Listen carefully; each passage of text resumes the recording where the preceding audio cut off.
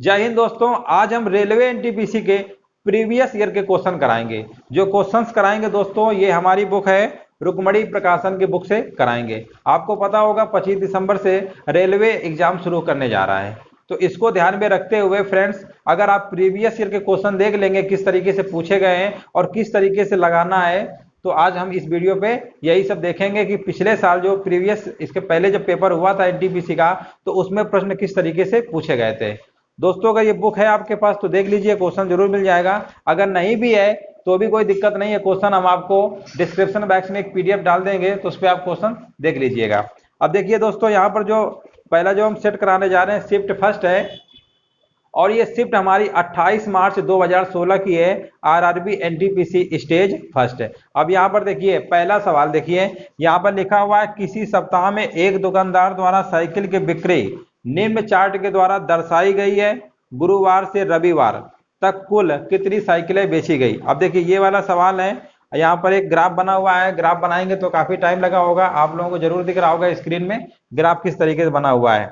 अब देखिए यहाँ पर ये पूछा गया है, गुरुवार से लेकर रविवार तक कुल कितनी साइकिलें बेची गई। अब देखिए फ्रेंड्स, जब भी इस टाइप के सवाल आते हैं ग्राफ्स वाले, तो देखने में तो आपको लगता है काफी बड़ा लिखा हुआ है, नंबर लिखे हुए हैं, लेकिन वो सवाल बहुत आसान होता है।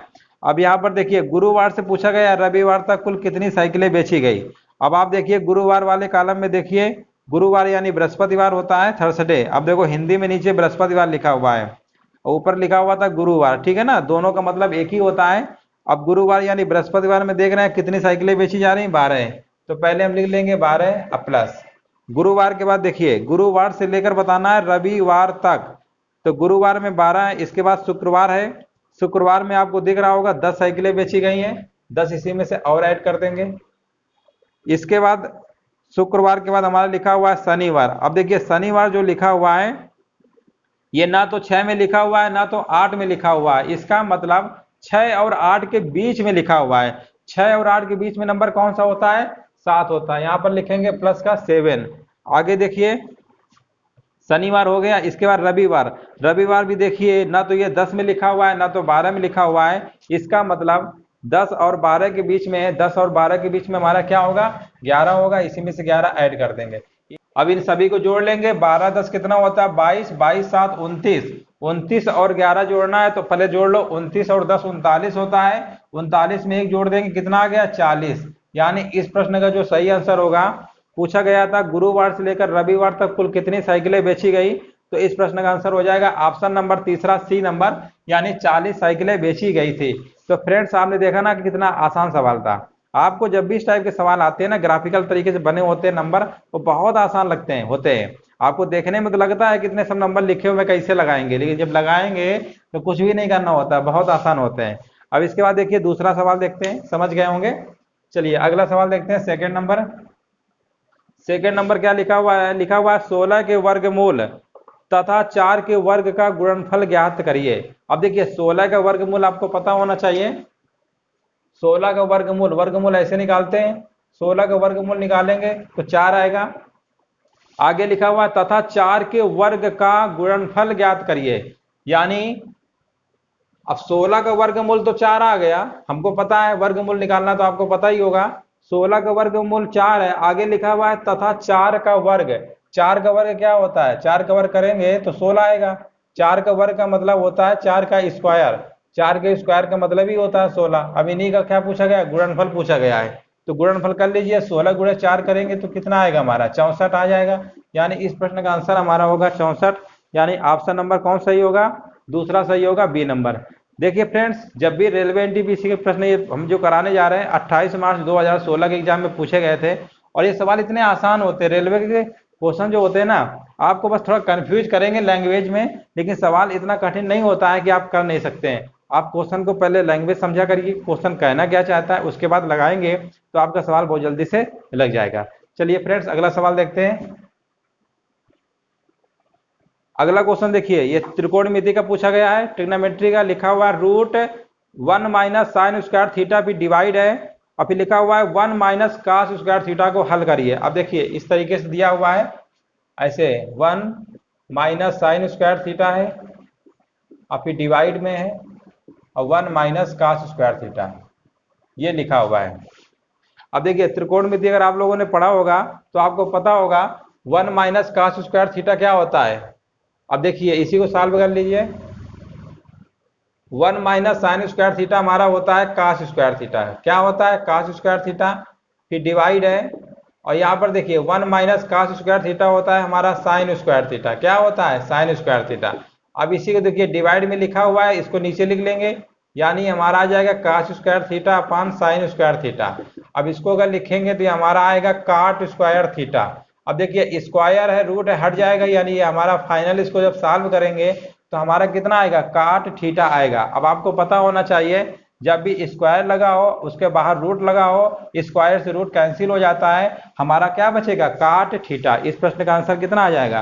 काट थीटा, यानी ऑप्शन नंबर पहला ही हो गया। बस इसका फार्मूला हमें पता होगा तभी कर पाएंगे। 1 माइनस साइन स्क्वायर होता है cos square theta, 1 minus cos square theta होता है साइन स्क्वायर थीटा, डिवाइड है, इसके नीचे आ जाएगा, इसको सॉल्व कर लेंगे, हमारा आंसर निकाल आएगा। समझ गए होंगे। चलिए अगला सवाल देखते हैं। अगला प्रश्न देखिए, लिखा हुआ चक्रवृद्धि ब्याज 8% की वार्षिक दर से निवेश किए गए 37,500 रुपए 1/2 वर्ष में कितने हो जाएंगे, जबकि ब्याज पर दर जो है अर्धवार्षिक होती है। अब देखिए, अब यहाँ पर जो समय दिया हुआ है 1.5 वर्ष दिया हुआ है, 1/2 वर्ष, लेकिन इस सवाल में बोला गया है जो हमारा रेट है अर्धवार्षिक होना चाहिए। अब देखिए 1.5 वर्ष के हिसाब से, मतलब वार्षिक के हिसाब से हमारा रेट दिया हुआ है 8%, लेकिन छमाही में पूछा गया है, छमाही में जब पूछेगा तो रेट हमारा हो जाएगा आधा, यानी 4%। वार्षिक में जितना रेट दिया होगा अगर छमाही में पूछेगा तो उसका आधा कर देंगे, ठीक है। अब यहाँ पर देखिए 1.5 वर्ष है ना, तो 1.5 वर्ष का मतलब छमाही छमाही में काउंट करेंगे। जब रेट हमारा छमाही में लिखेंगे तो अब हम साल को 6-6 महीना में काउंट करेंगे। अब 1.5 साल में कितनी छमाही होगी? एक साल में 2 छमाही होती है, 6-6 महीने का मतलब होता है छमाही। एक साल में 2 छमाही, और अगला जो 6 महीना होगा उसी को तो बोलते हैं 1.5 साल। 1.5 साल क्या होता है? एक साल पूरा होता है फिर 6 महीना होता है, यानी एक साल में 2 छमाही हो गई, एक छमाही तो और है, यानी टोटल कितनी छमाही हो गई हमारी? 3 छमाही हो गई, यानी 3 बार हमें चलना है। तो 3 बार चलना है, 3 बार ऐसे एरो बना लिया करिए, 3 बार ऐसे एरो बना लेंगे। अब देखिए रेट हमको पता है 4% है 8% की दर से। अब यहाँ पर जो मूलधन है हमारा लिखा हुआ है 37,500 रुपया, मतलब 4% के रेट से 1.5 वर्ष में कितना हो जाएगा, यानी अमाउंट है 37,500 तो हमारा प्रिंसिपल है, मूलधन है। इसमें जब हम रेट 4% के हिसाब से, मतलब 3 साल यानी 6-6 महीने में 3 बार अगर हम ऐड करेंगे, जो ब्याज होगा वो कितना हो जाएगा, ये पूछा गया है। अब देखिए कैसे लगाएंगे इसको। पहले तो 4% की फ्रैक्शन वैल्यू निकाल लो, कितना होता है? 4/100 आएगा, यानी इसको सॉल्व कर लेंगे। 4 एकम 4, 4 दूनी 8, 4 पंच 20, यानी 1/25 आ गया। 4% की फ्रैक्शन वैल्यू 1/25 आ गया। हमारा जो प्रिंसिपल दिया हुआ है 37,500 दिया हुआ है, तो अब हम क्या करेंगे? 37,500 हो गया, निकालेंगे 1/25, इसको सॉल्व कर लेंगे, कितना आएगा? 25 एकम 25 आएगा, ठीक है ना। और यहाँ पर कितना आएगा? 7 में 5 गया 2, यानी 25 आएगा, और 125 यानी 25 पंच 125 डबल 0, यानी हमारा कितना आ गया? पहले साल का जो हमारा ब्याज हो रहा है कितना आया? 1,500 रुपये। अगले साल फिर हम 37,500 में निकालेंगे तो हमारा कितना आएगा? 1,500 आएगा। 1,500 तो आएगा ही, लेकिन अब इस पे भी ब्याज मिलेगा, क्योंकि 37,500 में दूसरे साल तो ब्याज मिलेगा 1,500 रुपया, लेकिन जो पहले साल का जो ब्याज आया है, चक्रवृद्धि ब्याज में क्या होता है? ब्याज पे ब्याज मिलता है अगले साल, आपको पता होना चाहिए। तो अब यहाँ पर देखिए 1,500 आ गया। अब इसमें 1,500 को निकालेंगे फिर 1/25, तो इसका हमारा आएगा 25 छक्का 150 होता है, यानी 60 रुपया। कितना आ गया? 60 रुपये, यहाँ लिख लेंगे।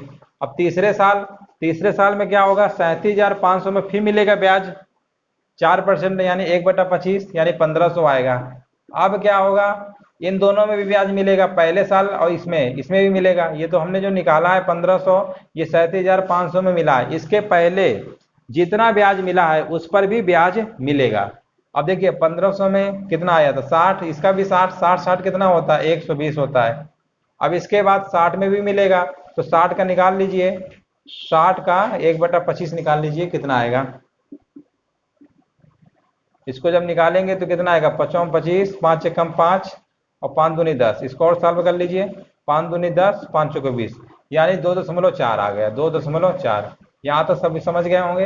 अब इन्हीं को जोड़ लो, 15 15 कितना होता है? 4500, 4500 हो गया। ये कितना आएगा 180, 180 और 2 यानी 182.40। इसको जोड़ लीजिए 0428514, ये आ गया 4682, यानी 37,500 हमारा पहले था, इसी में जोड़ देंगे 37,500।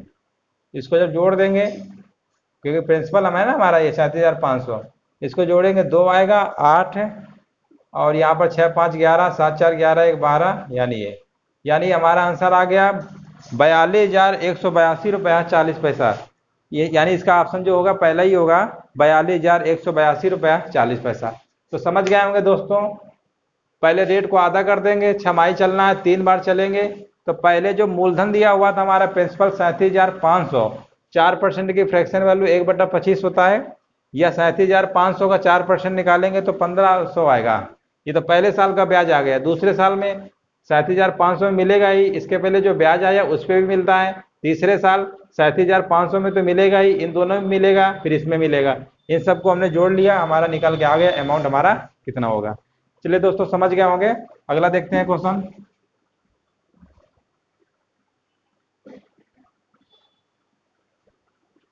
अगला क्वेश्चन देखिए, लिखा हुआ यदि काट ए बराबर 12/5 तो साइन ए प्लस कास ए इंटू कासेक ए का मान कितना होगा। अब देखिए इसको ऐसे लगा सकते हैं, काट ए बराबर दिया हुआ है 12/5, काट ए को हम लिख सकते हैं कॉस ए अपान साइन ए, ऐसे लिख सकते हैं 12/5। अब देखिए यहाँ से कास ए की वैल्यू आ गई 12, साइन ए की वैल्यू आ गई 5। अब आपसे पूछा क्या गया है, साइन ए प्लस कास ए इंटू कासे के। एक तो तरीका हमारे पास ये है लगाने का, एक दूसरा तरीका होता है इस तरीके से आपने पढ़ा होगा, एक समकोण त्रिभुज बनाएंगे, और ये तो आपने पढ़ा ही होगा, लाल कहाँ गया, यहाँ पे लिख देते हैं, लाल बटे कक्का करके पढ़ा होगा।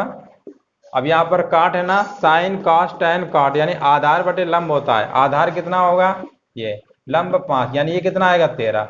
तो एक तो तरीका हमारे पास ये इस तरीके से निकाल सकते हैं, ठीक है ना, इस तरीके से निकाल सकते हैं। आधार बटे लंब दिया हुआ, कर्ण निकालेंगे 12 के स्क्वायर और प्लस 5, यानी 12 के स्क्वायर 144 होता है, 5 के स्क्वायर 25 होता है, 144 और 25 जोड़ेंगे तो 169 आएगा, 169 का रूट ले लेंगे तो कर्ण हमारा निकल आता है। तो एक तरीका ये, इससे आप साइन ए कहाँ से निकाल सकते हैं। अगर आप इससे नहीं निकालना चाहते हैं तो सीधे आप ऐसे निकाल लीजिए, कहाँ से हमारा कितना है 12 है, साइन ए हमारा कितना है 5 है।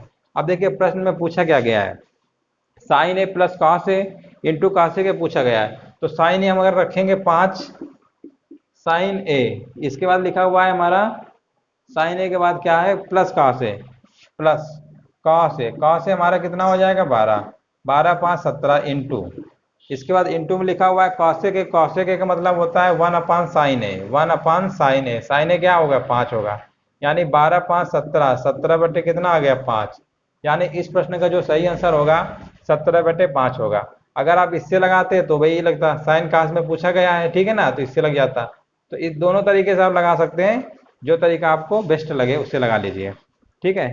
चलिए समझ गए होंगे, आगे देखते हैं।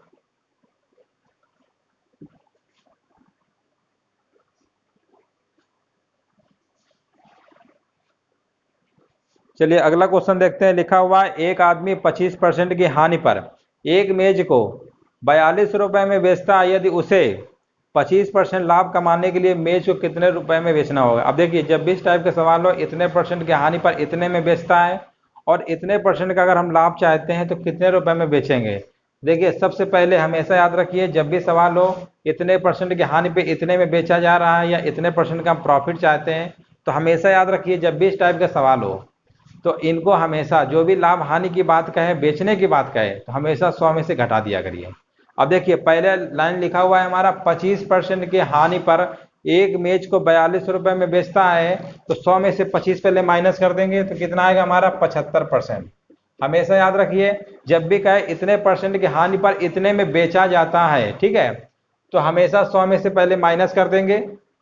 यहाँ पर 100 में 25% का हानि बोला है, 100 में 25 माइनस कर देंगे 75%। 75% को कितने में बेचा जा रहा है 4200 रुपए में बेचा जा रहा है, यानी 75% की वैल्यू दिया हुआ है 4200 रुपए। आगे लिखा हुआ है 25% का लाभ कमाने के लिए। अब देखिए 25% का लाभ चाह रहे हैं, जब लाभ की बात कहेगा तो 100 में से जोड़ देते हैं। अब 25% का लाभ यानी 125% हमको निकालना है।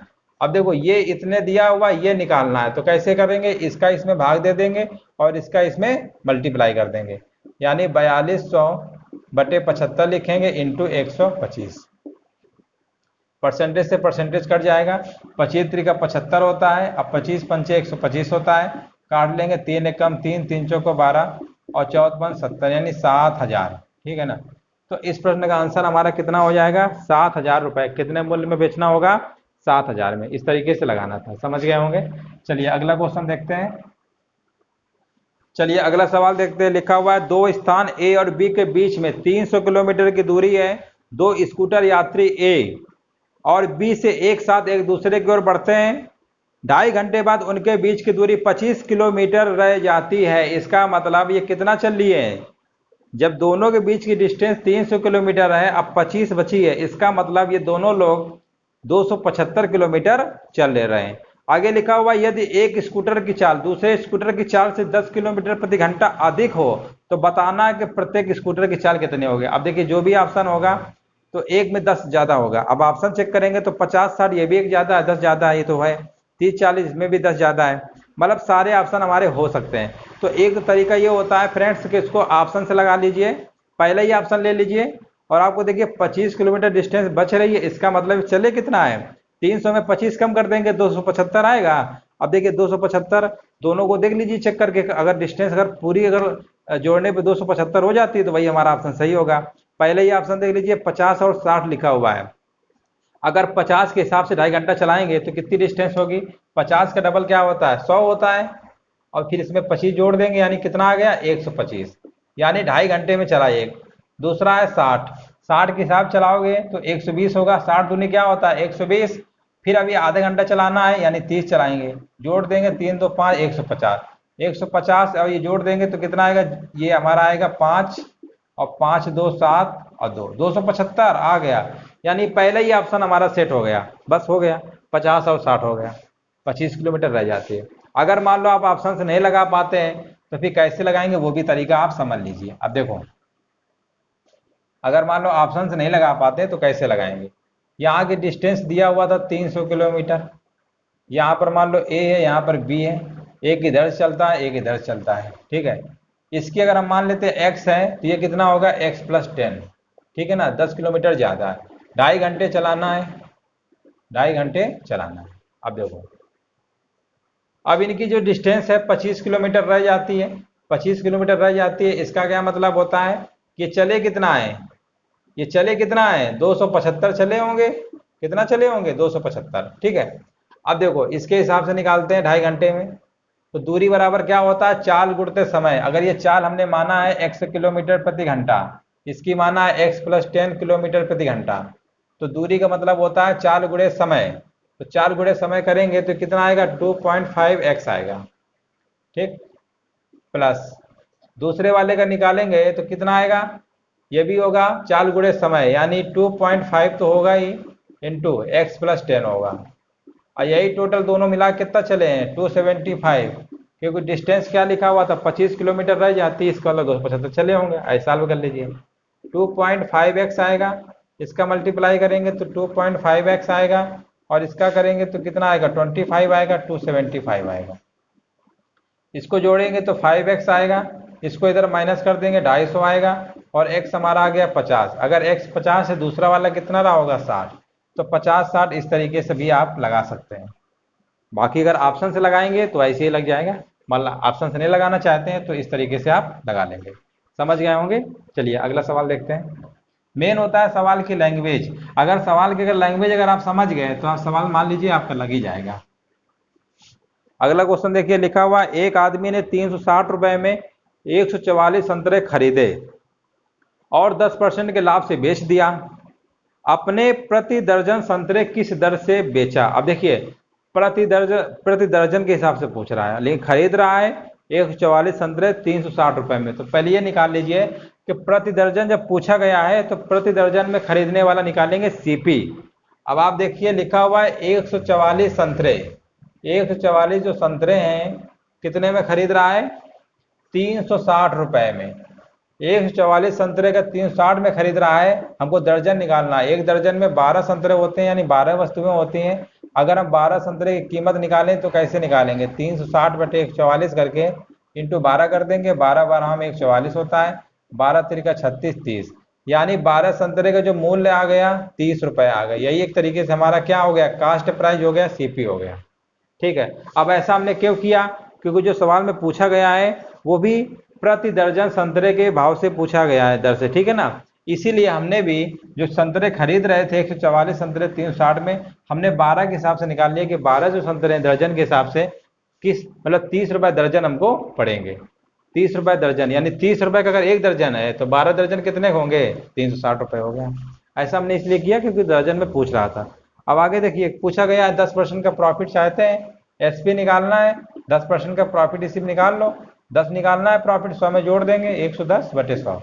जब भी प्रॉफिट गए तो 100 में जोड़ देते हैं, हानि गए तो 100 में से माइनस कर देंगे। अब इसको सॉल्व कर लीजिए, 0 0 कट गया, 0 0 कट गया, 11 तिरिका 33 रुपया। तो क्वेश्चन में क्या पूछा गया था? प्रति दर्जन किस अपने प्रति दर्जन संतरे किस दर से बेचे? तो आंसर आएगा 33 रुपया। बस हो गया। चलिए अगला सवाल देखते हैं। बहुत छोटे छोटे सवाल हैं, बस आपको कंफ्यूज होते हैं। आपको कंफ्यूज नहीं होना है, अगर आप समझ गए सवाल सेकंडों में लग जाएगा। अगला देखिए, लिखा हुआ ए की लंबाई बी की लंबाई का 5/8 है। ये तो बहुत ही आसान है। ए की लंबाई जो है बी की लंबाई का 5/8 है, यानी ए अपान बी कितना है? 5/8। क्वेश्चन में पूछा गया है बी का ए से अनुपात बताइए। बी का ए से पूछा गया है, बी का ए से पूछा है तो 8:5, यानी बी पहले आ जाएगा, ए बाद में आ जाएगा। बस हो गया, कुछ था ही नहीं इसमें, ये तो वैसे ही लग गया। चलिए दोस्तों, एक सवाल और देख लीजिए। 10-10 सवाल करवाएंगे एक वीडियो पे, नहीं बहुत सारे क्वेश्चन कराएंगे तो वीडियो लंबा हो जाता है। इसके बाद जो और क्वेश्चन बचे हुए हैं इसके इसी सेट के 28 मार्च 2016 के वह सेकेंड पार्ट में कराएंगे। चलिए एक सवाल देखिए, लास्ट वाला लिखा हुआ 2 क्रमागत संख्याएं ज्ञात करिए जिनमें पहले का 3 गुना दूसरे के दुगने से 5 अधिक है। इसको तो आप मुजबानी ऐसे ही लगा सकते हैं ऑप्शन से ही। अब देखो, पहले ऑप्शन देख लो क्या क्या लिखे हुए हैं। 5 6 लिखा हुआ है, दूसरा लिखा हुआ है 6 7, तीसरा लिखा हुआ है 7 8, फिर लिखा हुआ है 9 10। ठीक है ना, ये हमारे ऑप्शन है। अब देखो लिखा हुआ है पहले का तिगुना दूसरे के दुगने से 5 अधिक है। पहले का तिगुना करोगे, इसका पहले का तिगुना अगर करोगे तो 3 बचे 15 आएगा। दूसरे का दुगुना से 5 अधिक है, यानी 2 छाका 12 5 17। ये क्या बराबर है? यानी ये वाला ऑप्शन नहीं हो सकता। इसका 3 गुना करो, 3 18, 2 इसका दूसरे वाले का दुगुना करके 5 जोड़ना है, 2 7 14, 14 5 19, ये भी बराबर नहीं है। इसका 3 गुना करो, 7 3 21, इसका दुगुना करो 16, 16 में से 5 जोड़ेंगे 21 आ गया ना। हाँ, ये इसका ये वाला ऑप्शन सही है। तो बस ऑप्शन हो गया, कौन सा हो गया? 7,8, ऑप्शन नंबर सी। अगर इसको आप लगाना चाहते हैं तो ऐसे लगा लीजिए, लगाने में भी कोई दिक्कत नहीं है। पहली संख्या x मानोगे, दूसरी x+1। क्वेश्चन में बोला है पहले का 3 गुना दूसरे का दुगुना, दूसरा क्या है? x+1, इसका दुगुना से 5 अधिक है, इसे 5 जोड़ देंगे तो 3x बराबर कितना आ गया? 2x + 2 + 5, यानी इधर आएगा तो x बराबर कितना आ गया? 7। पहली संख्या अगर 7 है तो दूसरी कितनी होगी? 7 और 1 8। तो इस तरीके से आप लगा सकते थे, मतलब ऑप्शन से भी लगा सकते थे और इस तरीके से। तो फ्रेंड्स, इसके आगे जो क्वेश्चन है वो अगले वीडियो पे कराएंगे।